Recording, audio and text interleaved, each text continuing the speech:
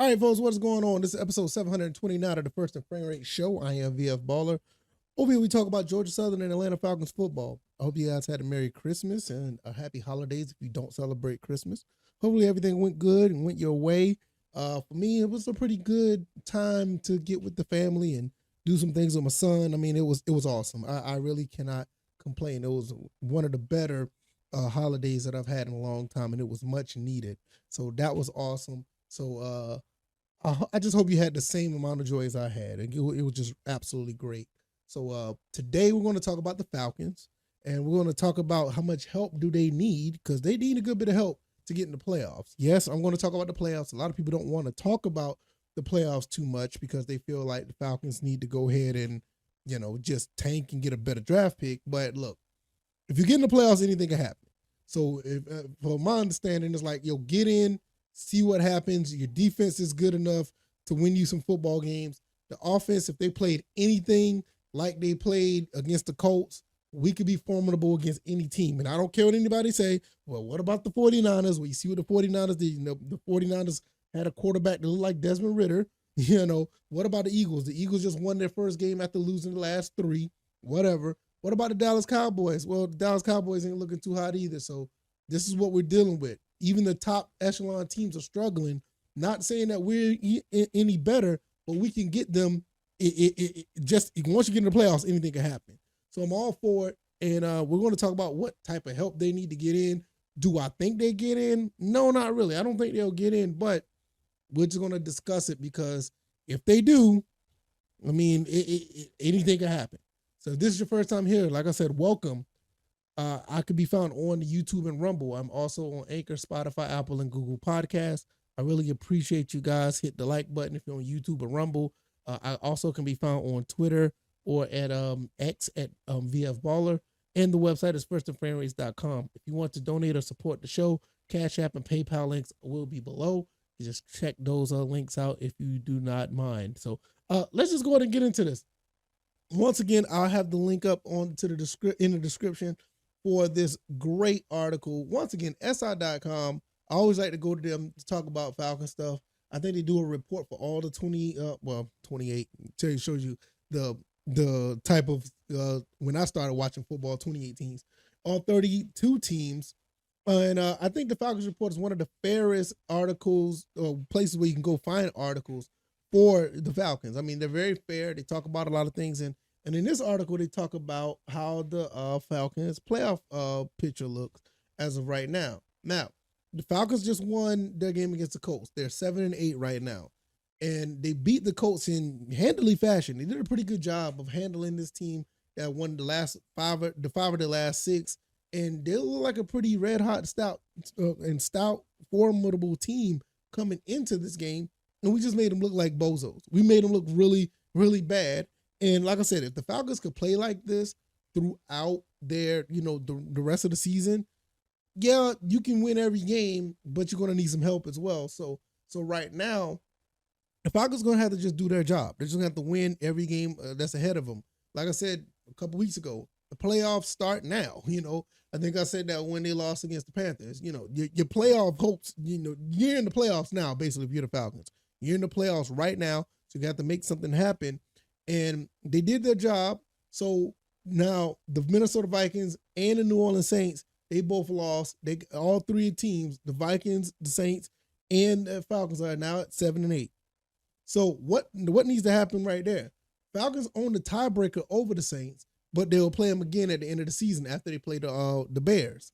And the Minnesota has a tiebreaker because we had the Josh Dobbs game where, Josh Dobbs only knew 4 plays, I think, and they ended up beating us. It was kind of embarrassing, but they have the tiebreaker over us over the week 9 victory. So you see what you're dealing with right there. Tampa Bay beat Jacksonville. So with Tampa Bay beating Jacksonville, they have the sole possession of first place in the NFC South. So if you want the division title, Tampa Bay just going to have to lose out and you're going to have to win out. And I don't even think that even works, because Tampa Bay owns the tiebreak over the Falcons with 2 games left to play. And so the Falcons would need to lose out. And yeah, Atlanta going to have to win out for Coach Arthur Smith to win the division. I don't know if that'll happen. I'm not really sure. That'll be basically a tie, but I think they'll have a tiebreaker with NFC against NFC opponents because the Falcons basically, they have the most NFC games left to play. But that's neither here nor there. Win a division, whatever. The thing is about trying to get in these playoffs. So in the wild card, both Seattle and the Los Angeles Rams, which they both just won their games, they're 8-7 right now. So they're 8-7 and we're 7-8. So right now it looks pretty dire with that on that end because the wild card race, they have a 1-game lead over the Falcons. So the tiebreak scenarios, let's just say if all the teams, win out or whatever. The Seahawks are 6-4 against NFC opponents. The Rams are 6-4 against NFC opponents. The Seahawks are 6-5 against NFC opponents. Falcons, they're 4-6. Now you see where the Arizona game and the Minnesota game is coming back to bite us. Hell, even the Carolina game, that's coming to bite us. Because those are 3 games that we probably should have won, but you see where that is. That's why I'm starting to think, they're probably not going to make it to the playoffs because of what's going on with that. So Atlanta does end the year with the pair of NFC road games. We do play the Bears and the Saints, and they need to win both just to match the conference record. So if they win out, they're going to be 6-6. I think everybody else will be 6-6 if they win out as well. So I'm not sure how that'll play out because the Rams have 2 more NFC games, which, the Rams are 6-4. And if they win both of those, that means that they will be 6-6 as well. And Seattle has 1 game, which they're 6-5. They'll be 6-6. So the main thing is you need at least one of these teams to lose. That's just basically what it is. It'd be great if both of these teams lose and you win out. That will enhance your chances to get into the playoffs. Because with that being said, the Rams would be 6-5, or the Rams would be 6-5. Seahawks would be maybe 6-6. So it's just basically that they're going to have to lose. That's basically that's like the slimmest chance. And I think right now they're at what 12-11% chance to get in. This is like I said. I don't think they're going to get in at the end of the day. It's too much help that they need. Even with the Tampa Bay Buccaneers, are they going to lose their next 2 games? Will they lose 1? What happens if they lose 1? What if the Falcons don't win out? Well, if the Falcons don't win out, they're done. They're playing against the Bears. They're playing against the Saints. I'm gonna be honest with you. The Bears game is going to be tough because you're playing at Soldier. I think they're still at Soldier Field. At Soldier Field, you're gonna be playing against them. They kind of got a little bit of mojo, so they're moving. They're moving pretty good on offense right now. The defense is looking a lot better than it was. I think they got Montez Sweat, so that helped a lot. But even then, they're not doing very good compared to the rest of the competition, but they've played a lot better. Any other situation, you would think this would be a win. And the Saints, that's always a tough game. It's a divisional game, and that game could be, you never know. It may be for the division title, depending on what the Saints do. We do have the better team. And this is the thing. We have a better team than pretty much every team that we just talked about. Like, all seriousness, we have a better team than all of these teams. And it's like we got in our way so many times, and there's been a lot of talks about Coach Arthur Smith just swinging and missing on a quarterback. And I think that's what happened. I think Coach Arthur Smith missed out on an opportunity to get a decent quarterback, whether it be Justin Fields, whether it be, I can't even say Kenny Pickett right now. Kenny Pickett's looking bad. I can't even say it. Just about everybody that was in that draft with Desmond Ritter is not looking too hot right now. Even Brock Purdy, he does look good against NFC opponents, but you saw what happened when he was getting AFC opponents, and that Ravens team made him look like Desmond Ritter. Made him look pretty bad. I'm not gonna lie, but it's just a situation where you had so many opportunities. You look at this team, you see what you got. Look, even in this picture right here that I got right here on the screen, if you're watching this on YouTube and Rumble, look at all this talent that's on this team right here. From Drake London, you got Chris, who's 60? I don't think Lindstrom is 65. No, that's Bergeron, phenomenal rookie. You got Kyle Pitts, Jonnu Smith. I think that's behind Tyler Algier is Bijan Robinson, Tyler Algier, and you got Cordell Hodge. You got all of these guys are all these guys are heavy contributors, very good players for this team. But it just goes back to what I was saying last year when I was talking about Marcus Mariota. Like, look, one man could bring your team down, whether it be the coach or whether it be the quarterback. Other players on the team, you could talk about offensive linemen. Maybe you could talk about a cornerback here or there because they can't cover anybody. Yeah, those guys are detriments as well. But that quarterback position, when you don't have it right on that quarterback, I don't care how well you can coach a player.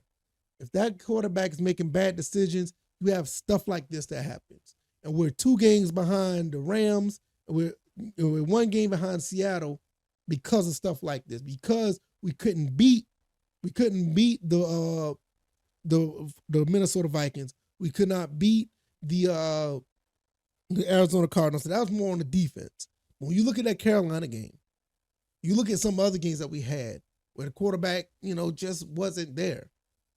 Look at the Commanders game.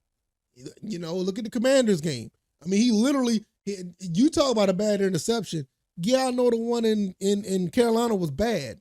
That was absolutely bad. But when you look at that one that he threw in the end zone right at the defender, is almost just as bad. But this is what happens when you don't get the quarterback position right. This is what happens when a coach is kind of bullheaded in the situations on getting the quarterback position right. This is what happens when you just don't want to expand your horizons and say, hey, look, maybe I need to get this guy more reps, or maybe I just need to sit him down. Because I think it was a detriment for him not to get much reps in preseason. I think it was a kind of a detriment not to start him last season. And even with all that, you see the results that you got. I think that we're going to be into a quarterback market this upcoming season. And it's really a shame. It's really a shame because we could have been, right now we're 7-8. We could have been a 10, 11, dare I say 12-win season. If we had good quarterback play, y'all, and I'm going to leave on this. I said this early in the season with the schedule that we had. It was a very easy schedule, very easy schedule. I said early in the season we could have won 14 games. And I'm not joking. I really, really firmly believe that. You look at all these 1-point games that we had. All these 1-point games that we had. I'm going to look at this up real quick because I got to hurry up and get out of there. I don't want to hold you guys up too much longer. You look at all these 1-point games. Look at all, not 1 point, but 1-score games. These close games. You mean to tell me if we had decent quarterback play, we couldn't win those games? We got to be honest. We got to be honest. Let's run this down before I get out of here. Let's just run this down. This is 2023. That's January. Okay. Preseason. Okay. First game of the season. The Panthers, we won that game. Packers, we won the game. The Lions, the interceptions killed us. The Jaguars, interceptions killed us. Texans, we beat the Texans. That was a really good game by Desmond Ridder. Look at this. The Commanders versus the Falcons. Took points off the board, 24-16. We almost lost the game against the Buccaneers, 16-13. The Falcons, we had better quarterback play to get out that, and that would have been a much competitive game, 23-28. Taylor Heineke came in and made something happen. The Vikings, the Cardinals, both of those games hurt. Those games hurt big time. The Buccaneers game, that one hurt when we lost to the Buccaneers and the Panthers. And all of these games are 1-score games. All of them 1-score games. The ones I just mentioned, the Vikings, 1 score. The Cardinals, 1 score. The Buccaneers, 1 score. The Panthers, 1-score games. That's 1, 2, 3, 4 games right there. That's 11 wins, y'all. The Commanders game, that's 12. Well, I'll take that back. I thought we could have won 14. I'll say at least 12. Could have won 12. And 12 right now would have got you in the head of the number 1 seed in the NFC right now. 12 wins get you the number 1 seed in the NFC. Depressing, man. Depressing. If you like this commentary, hit the like button, share this podcast, subscribe to the channel if you haven't already. Let me know what you guys think. Falcons need a lot of help, y'all. Do you think they're going to get it? I don't think they're going to get the help. I do think they have a good chance of winning out. I just don't think I don't think they're a backdoor into the playoffs. I'll be extremely surprised if that happens. But we'll see. If they get in, all bets are off. Anything can happen. I can be found on YouTube and Rumble, also on Anchor, Spotify, Apple, and Google Podcasts. I appreciate you guys. Follow me on X at VF Baller. The website's firstandframerates.com. If you want to donate or support the show, Cash Apps and PayPal links are below. And I'm going to get out of here. You guys enjoy your Wednesday. It's almost 2024, y'all. Hope you guys got everything in order. All right, y'all. I'm going to get out of here. Y'all take it easy. Y'all be blessed. Peace.